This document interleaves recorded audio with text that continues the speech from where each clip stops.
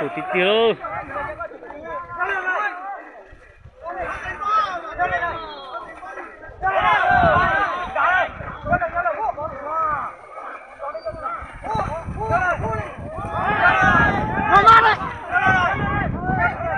Ôi yêu lắp bóp bàn mì luôn.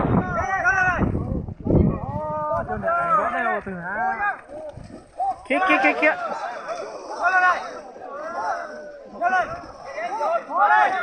dân dễ dàng cậu.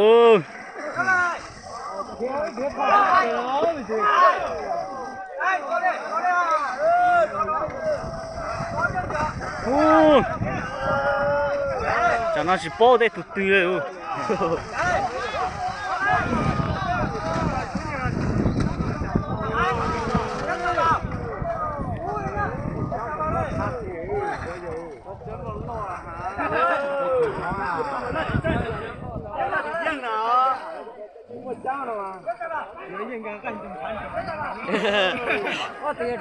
Tao nhìn cái gì tụi cá ấy à, nó tiền tiêu.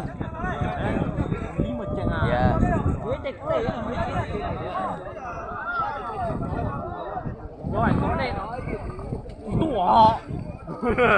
thế mấy tao đây à, mấy chỗ tụi à cho tụi chỉ có cầu thủ sân đồ thấp đấy. Chỉ trôi rồi nó mà cần giấy tôi từ từ chân đồ là có mấy nhiều phút lấy người tự chơi lúc kìa rất sợ tôi chân độc cực đó mình lít chân rồi không trong này giờ giết tụi con chả đắc cún lú luôn này rồi là để tụi lâu chả đắc cún lú rồi tôi bây giờ tụi đây chết rồi á giờ tía cún lú cờ sao để tụi lâu cún tè lú cờ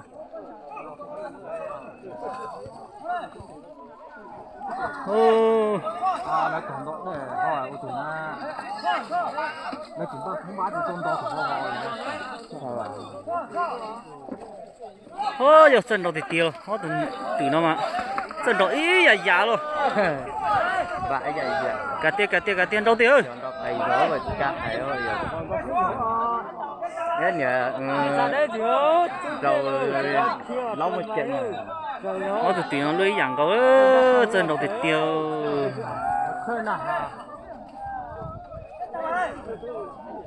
đâu tiêu rồi chát đá lên đá một chú mà yên mình một tiêu rồi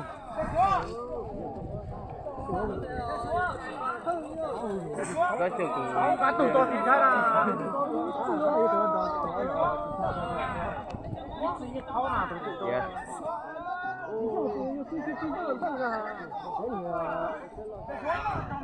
nào mà như thì không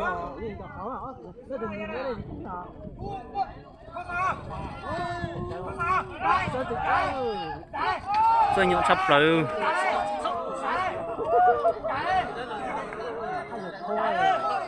sao chạy khó vậy khó mà có phải lên đấy được chưa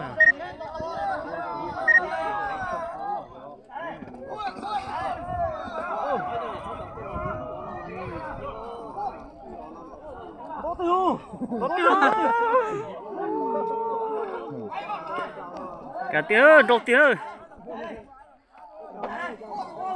nó tụi nó mình đối vậy giờ chỉ có tụi thì riêng luôn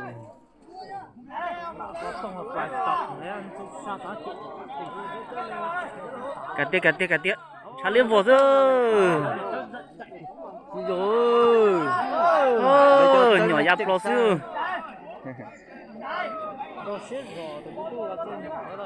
nói chung tụi cái đặt tàu rồi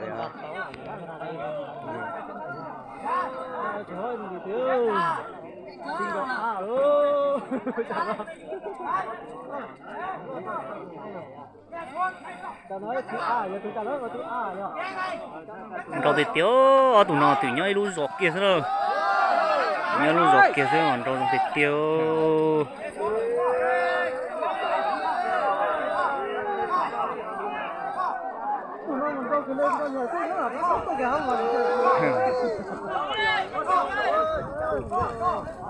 Dân đầu tiêu nên sao còn đây thôi chỉ mình đâu trâu thôi yêu dân đầu thi ý đó thằng nào mà chơi cứ tiệt tiêu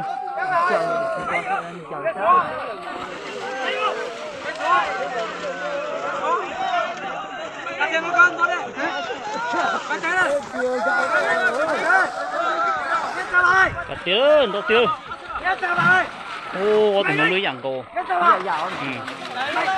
tiêu dưới chân thiệt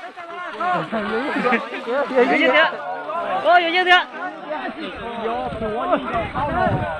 này tổng như thử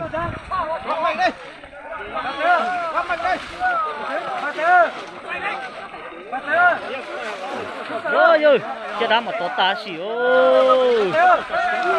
cả tiêu đầu tiêu nó chưa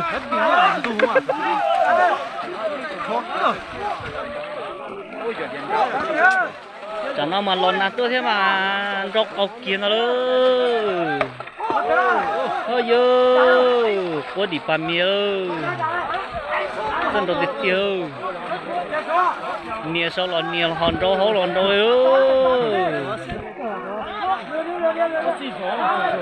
有水树哦，哦有水钓，嘎滴，那就你们做啥？你看，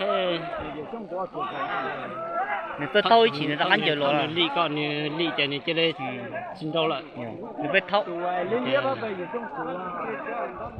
哦哟。哦，像土洞的，đã cũng chạy sao? Ta hiện chạy cũng làm gì à? Ôi yêu, giờ rong tiệt tiêu, để cho tiêu, làm gì? dạ nhưng tụi ta chỉ đột đi kêu, còn chờ mình chờ ở đây mình đọc xiết. dạ nhưng tụi ta chỉ đột đi kêu.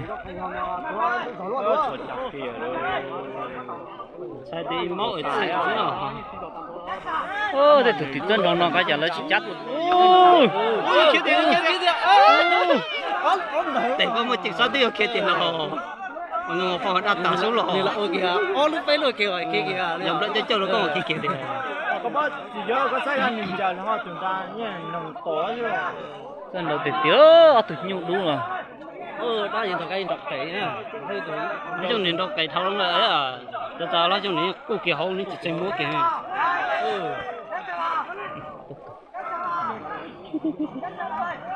Ôi.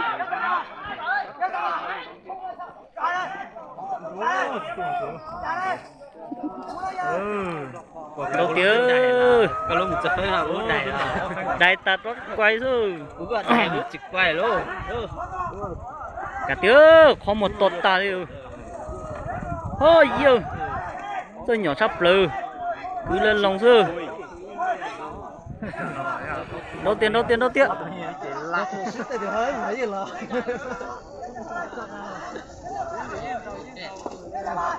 Chọn đó đây mình đó nữa, nhìn đó nhiệt tuổi, có sao trên to số đây đó, nhìn đó nhiệt tuổi có thi như, chính cả phát sống, cái điều là không vừa vô, cả tiền đó đây rồi, mình chết tiền đó tự nhiên đó như, thôi yêu, kêu, đâu trong tiệt tiêu, tìm rau mó tụi nó đâu thích ý ơ, thôi yêu, phải có mua mặt đây phải có nào luôn, thôi yêu, cứ dập xuống, nhà những tụi cứ giá nào rồi, mà sao để cú hồ, ra cú hồ xong một plei chỉ.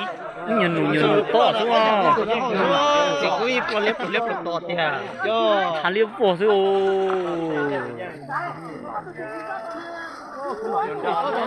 phải tiêu rồi, nhà con thịt tiêu, quý của họ cũng đây liền, thôi yêu, nhà những tụi trọc không mù xuống, có chừng toàn đó, giờ từ lúc bao giờ? tiền, đâu tiền, ôi giờ tiền sáu tuần rồi nên tên nó chỉ cả hai lẻ rồi nói chung thế nào dùng đó tao chỉ phải giờ tin tên nó lẽ à đi giờ phải lại cho học cửa rồi nó là đầu tiên Kim Phong sư sân đó không mùa hả to dân đó to có tiếng à số to có tiếng à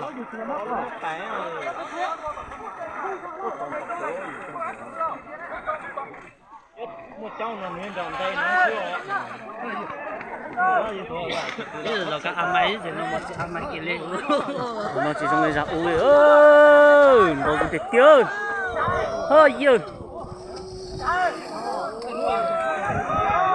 nó một cái sử dụng rất tiền tại nào hơi dữ ông bạn cứ chuyện đó ở chân đầu tiên sao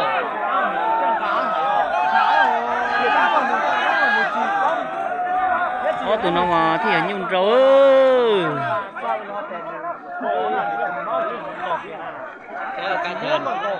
giờ cái muốn tao gì giờ muốn tao nào thì chụp lại cái muốn tới rồi là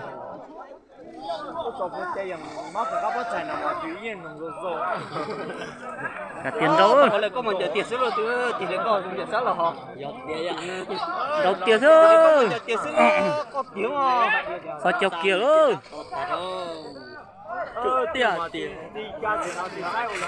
phanh kia xíu rồi đồn đọc cầu phanh kia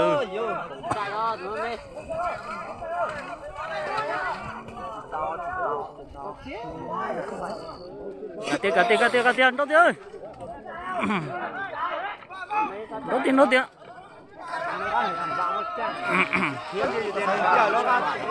lời chặt thao kia xíu quay bên kia số tôi nói tôi chưa không phải có cả chuyện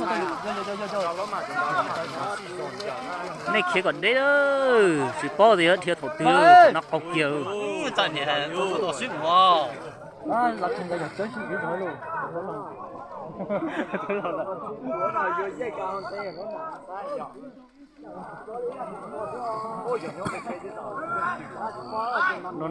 nó phá được tao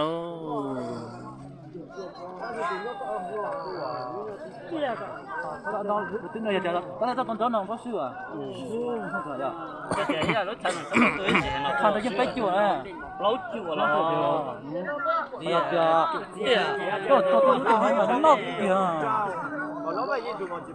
đặt tiền rồi Có chưa? đây là cháu chuỗi xã Bà Tần huyện Sĩ Hồ tỉnh Lai Châu nhá cho tất cả anh em các dân tộc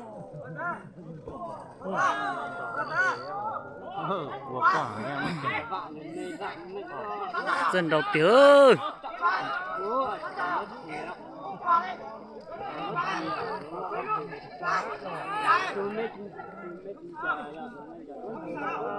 giờ tụi mình giờ cho tụi nó nhiều lo cho kiến nào đó là không loạn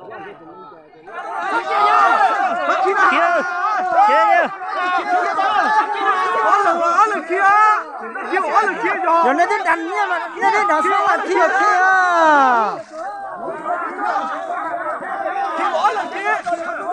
Sắp trụ.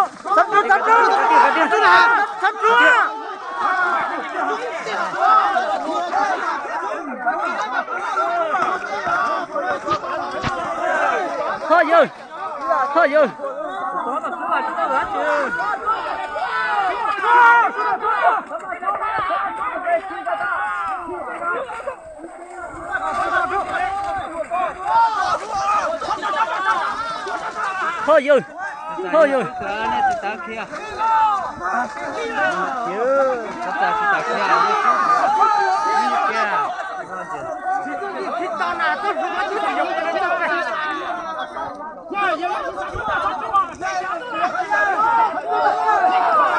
lấy kìa chị ta cái kia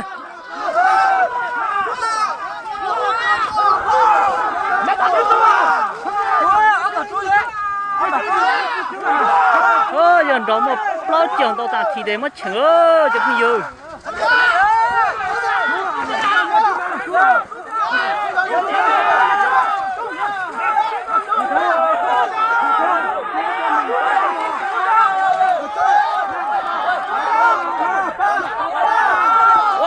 kia tôi nhỏ nhóc lắm